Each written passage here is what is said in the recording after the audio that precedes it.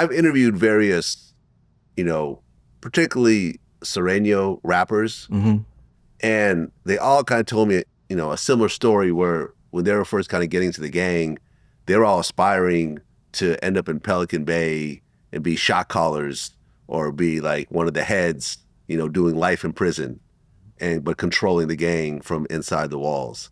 Like, was that something you aspired to at some point? I don't think so. Not for me personally. It's not something I like dreamed about. Like I want to be a shot caller. But through the years of my time, like when I was in the Corcoran SHU at one point, I was with a pretty high level structure guy. He was my cellie. When I was at Pelican Bay in the SHU, I was in the same pod with other high level ranking NF guys.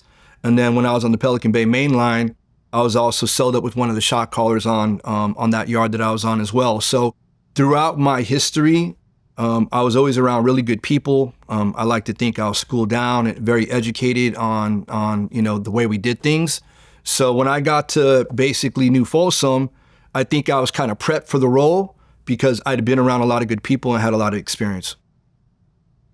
Okay, so after making that call for the Norteños to attack the whites, in the process, did anybody die or anybody get stabbed up real bad? No, it was like a melee, probably like 10, 20 people involved.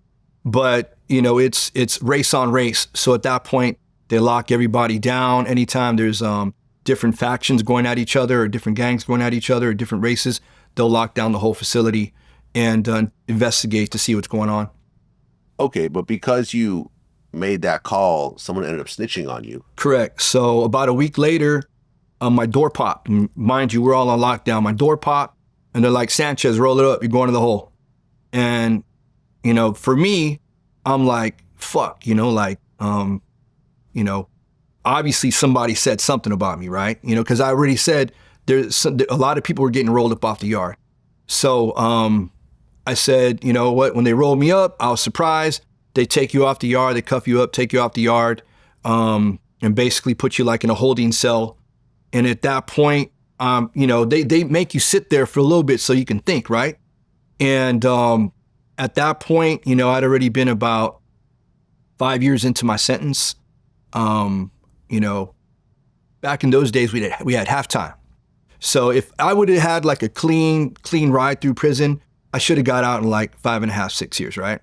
But I was nowhere near, I didn't even have a date, you know what I mean? So at that decision, I was like 5 years in, and I'm maturing, I'm changing, and I'm like, you know what? I really want to go home.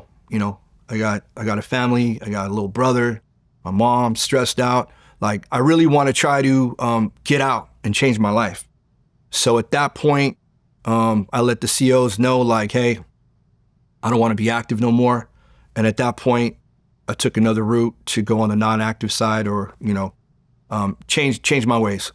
Well, wasn't there a concern that the Norteños would actually retaliate against you even before you dropped out because of the whole riot thing? Exactly. So the way I looked at it too, like I thought about, okay, so this is what can happen. I can go back to the hole.